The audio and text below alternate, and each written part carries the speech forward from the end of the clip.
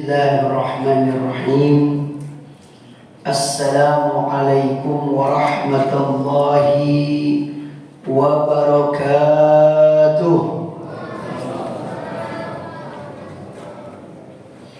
Alhamdulillah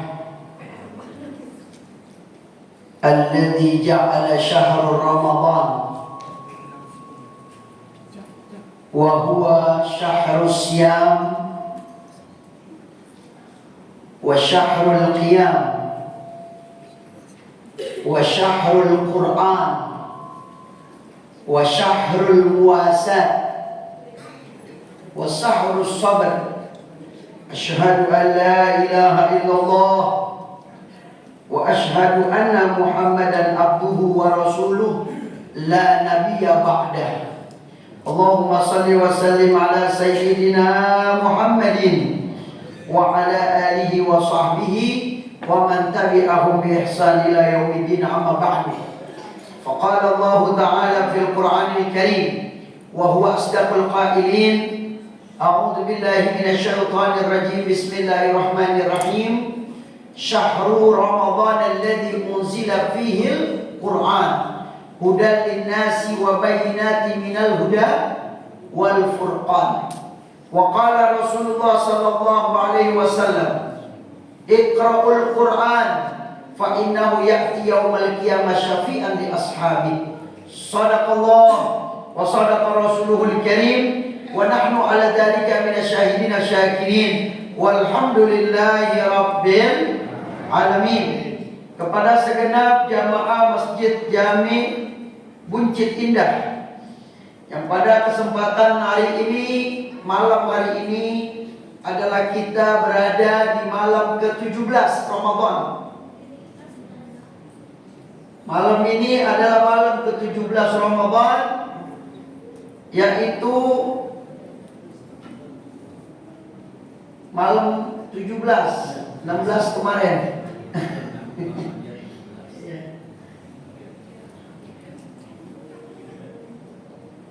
Ada perbedaan puasa soalnya. Kalau pemerintah malam ini 17. Kalau organisasi yang menetapkannya beda, itu malam ini malam 18. Tapi lebarannya bareng. Ya.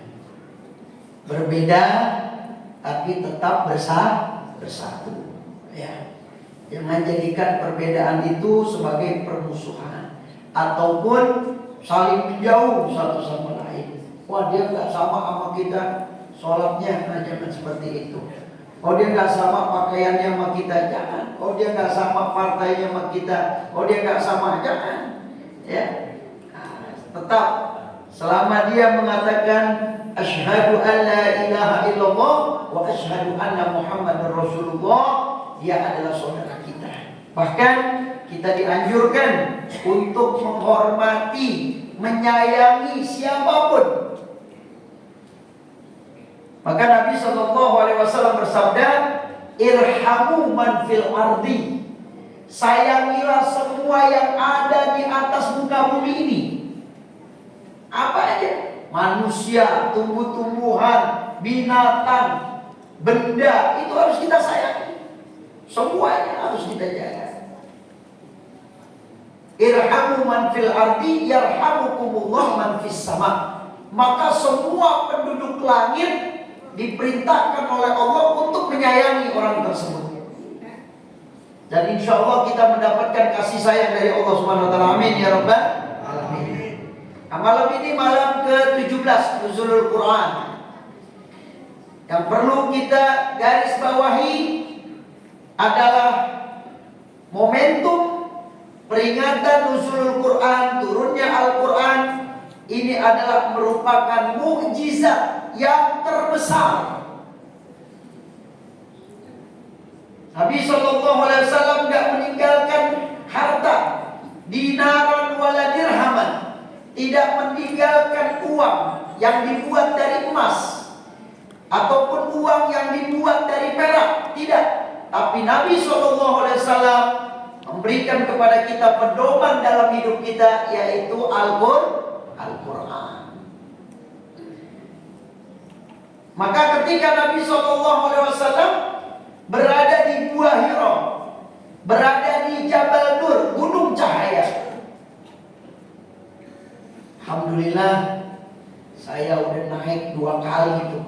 gunung itu tuh. Naiknya 2 jam ke atas. Gua Hiro 2 jam Pak. Turunnya 1 jam. Kalau turun lebih cepat. Kalau naik, Allahu Akbar. Tahun 2004 saya naik dan tahun 2018 kemarin saya naik. Kemarin pas umroh terakhir sebelum Ramadan mau naik lagi, wah nggak berani deh. Ya, nggak beraninya kondisinya udah beda. Ya. Tapi jalannya sekarang udah enak Pak, dikasih tangga, difasilitasi sama kerajaan Arab Saudi. Jadi sudah enak bisa naik ke atas. Artinya apa?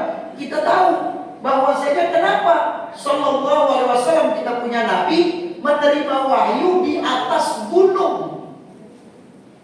Karena pada waktu itu penduduk Mekah, orang-orang kafir Quraisy menyembah berhala.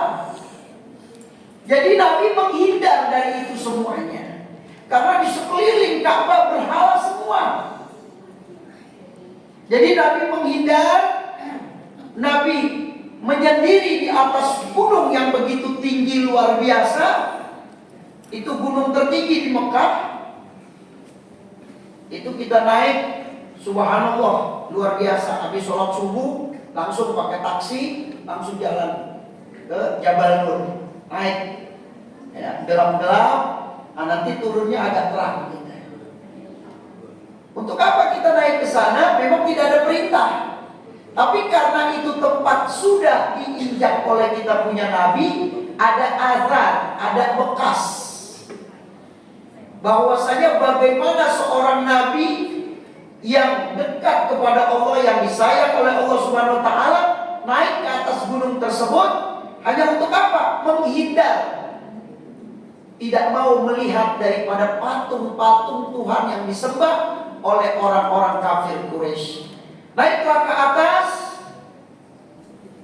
Sampai di atas Nabi sudah naik dari waktu kecil. Dari kecil Nabi sudah diajak oleh pamannya ke atas.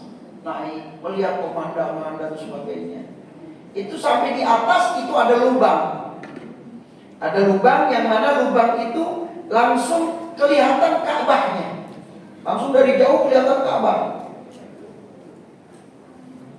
Jadi kalau di atas kita, kalau sekarang tertutup dengan gedung-gedung tinggi, jadi nggak kelihatan Ka'bahnya. Kalau dulu ketika zaman Nabi Muhammad SAW itu nembus kelihatan.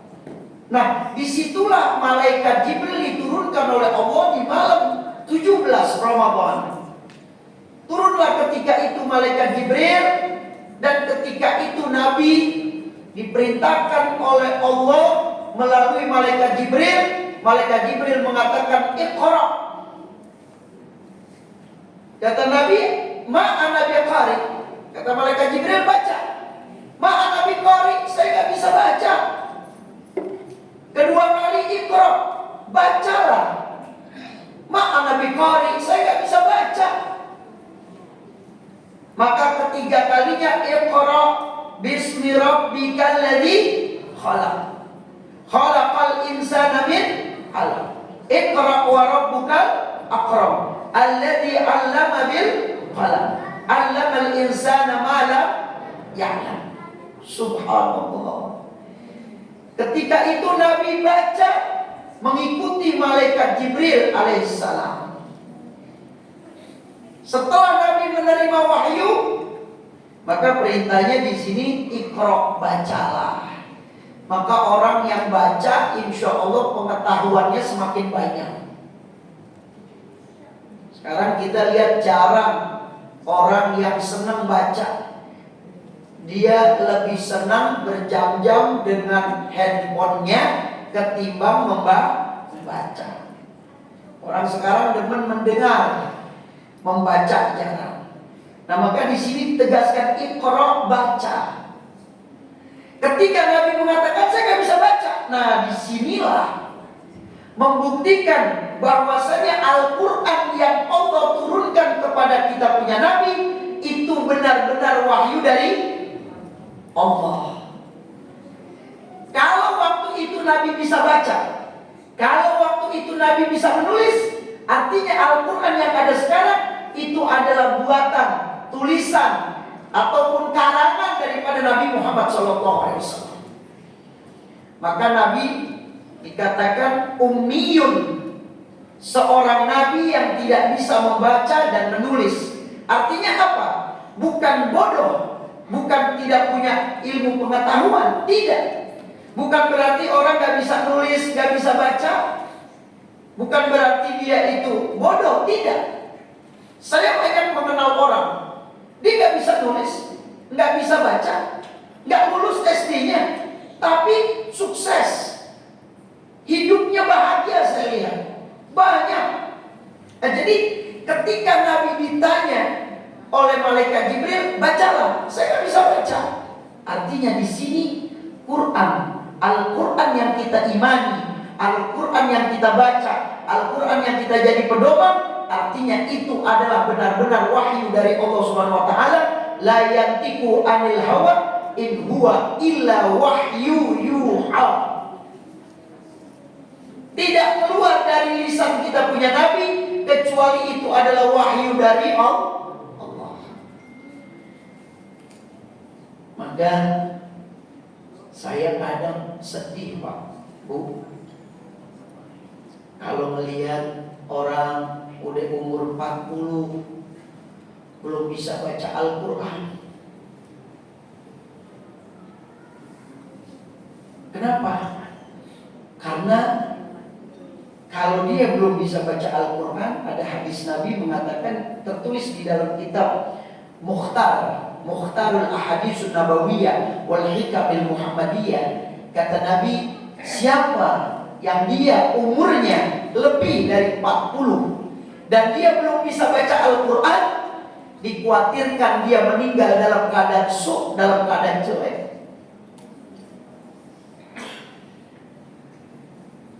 Maka itu ayo kita semuanya, dari apa yang saya sampaikan malam nuzulul Quran ini, yuk kita renungkan kembali sampai di mana kita bisa baca Al-Quran. Orang tua yang sukses adalah orang tua yang anak-anaknya pandai membaca Al-Quran. Sampai Nabi mengatakan, khairukum, sebaik-baik manusia, sebaik-baik kamu, sebaik-baik orang Islam, man ta'allamal Qur'an wa 'allamahu, yaitu orang yang mau belajar membaca Al-Quran dan dia mengajarkannya. Itulah, kata Nabi, saksikan, itu sebaik-baik manusia. Hadirin yang dimuliakan oleh Allah, ternyata Al-Quran ini benar-benar merupakan pedoman, pegangan untuk kita, hadirin. Saya baru pulang umroh kemarin sebelum Ramadan 2 hari. Saya sempat, Pak, Bu, sempat berziarah ke makam Sayyidatul Khadijatul Kubra, istri baginda Nabi Muhammad SAW. Beliaulah satu orang perempuan, satu orang wanita yang pertama kali beriman kepada Allah. Jadi wanita yang pertama kali beriman, mempercayai bahwasanya Nabi Muhammad SAW adalah seorang nabi dan mempercayai Al-Quran yang pertama kali turun adalah Sayyidatul Khadijah. Saya berziarah. Setelah berziarah, saya berziarah ke orang Indonesia yang meninggal di Mekah. Kita mungkin kenal semua, namanya Mbah Maimun Zubair. Ada Pak Maimun juga sih. Oh, keturunan di kalian anaknya. Hah? Oh, Gus Mumin. Ya. Itu Masya Allah, Pak. Jadi ada orang yang gali kuburan di situ. Dia bilang, ini nggak dipindah di kuburannya katanya. Karena syarat undang-undang orang yang meninggal di Ka'bah, di Mekah, itu dikuburnya di Ma'lah. Itu udah undang-undang yang meninggal dikuburin di situ. Tapi ada syaratnya lagi undang-undangnya, 4 tahun harus digali kuburannya,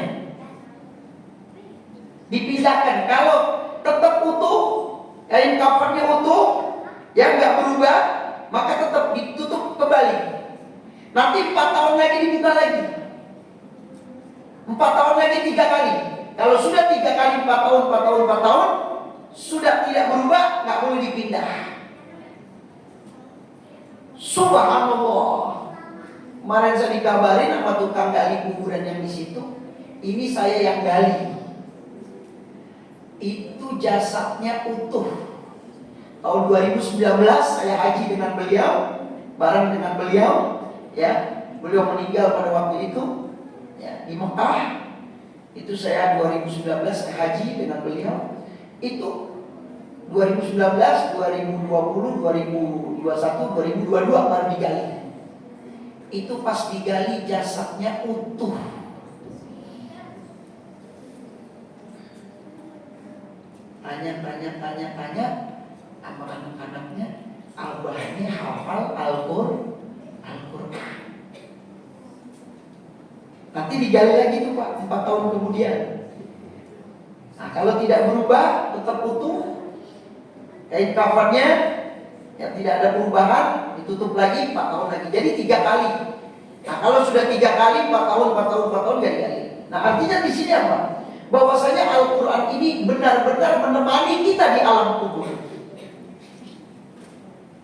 Bahkan Nabi SAW di akhir apa yang saya sampaikan ini, Nabi perintahkan Iqra'ul Quran, bacalah Al-Quran, fa innahu ya'ti yaumal qiyamah syafi'an li ashabi. Nanti di hari kiamat Al-Quran itu akan menjadi syafaat untukmu. Apa arti syafaat? Dia yang akan bersaksi di hadapan Allah. Bahkan Nabi mengabarkan, katakan kepada orang-orang yang membaca Al-Quran, setiap satu hurufnya dibalas oleh Allah 10 kali lipat kebaikan. Alif Lam Mim. Alif 10 kebaikan, Lam 10 kebaikan, Mim 10 kebaikan. Bahkan Nabi memberikan motivasi lagi bagi orang-orang yang baru belajar, yang belum bisa membaca, tapi dia punya semangat untuk membaca agar bisa lancar baca Al-Qurannya. Setiap satu huruf dibalas oleh Allah 20 kali lipat. Hadirin. Jadi bapak ibu belajar Al-Quran belum bisa, itu satu huruf dibalas oleh Allah 20 kali lipat kebaikan. Kalau yang udah lancar, dia baca satu huruf 10 kali lipat kebaikan. Tapi yang belum bisa baca 20 kali lipat kebaikan. Subhanallah, begitu Nabi sayang sama kita Pak. Maka itu saya menasehati diri saya dan semuanya yang hadir, kita Pak, kullu nafsin dha'iqatul maut. Kita semua bakal meninggal. Rumah yang besar, mobil, harta, uang, semua gak bakal kita bawa, hadirin. Saya pernah menyolati jenazah Pak. Mungkin ada yang tahu di sini yang punya pesona Depok Kayangan. Pokoknya kalau di Depok pesona punya beliau. Itu saya yang nyolatin Pak meninggalnya Pak. Satu pun gak dibawa. Gak ada yang dibawa. Rumah yang besar, harta yang banyak, tidak ada. Maka itu yuk, jangan pernah malu kita untuk beda-beda. Ada Ustaz, panggil ke rumah kita. Kalau kita malu belajarnya bareng-bareng, kita panggil Ustaz ke rumah. Istri kita belum bisa baca, carikan Ustazah. Ayo mah kita baca Al-Quran mah. Nanti Al-Quran ini akan memberikan penolong nanti di hadapan Allah. Dia bersaksi nanti di hadapan Allah. Karena Al-Quran ini adalah benar-benar syafaat untuk kita semuanya. Semoga apa yang saya sampaikan bermanfaat. Dan mudah-mudahan insya Allah Bapak, Ibu, pemuda-pemudi, anak-anak yang hadir, yang mendengarkan saya, ayo semangat, semangat ajarkan anak kita. Kalau kita udah terlanjur, anak-anak kita jangan sampai gak bisa baca Al-Quran. Beb, anak-anak saya udah pada nikah, anak saya udah pada punya cucu, tolong kasih nasihat sama dia. Cari guruna, cari ustadz, cari ustadzah, agar anak-anak kamu bisa baca Al-Quran. Dulu ayah gak sempat mengajari kamu, nah ayah juga sekarang lagi belajar, ibu juga sedang belajar. Jangan pernah putus asa. Wallahi demi Allah, ini masjid, saya bersumpah, saya banyak Pak ngadepin orang sakaratul maut Bu. Itu yang dibutuhkan cuma satu, bacaan Al-Quran. Dia pengen dengar bacaan Al-Quran. Kalau yang bacanya anak-anaknya, dia girang, dia senang. Mari kita baca surat Al-Fatihah. Semoga kita semuanya yang belum bisa baca Al-Quran mau belajar, mau membaca, dan insya Allah tidak ada istilah malu tidak ada. Yang penting saya bisa membaca Al-Quran dan saya lancar makhrajil hurufnya, dan Allah dan Rasulnya senang kepada kita. Al-Fatihah.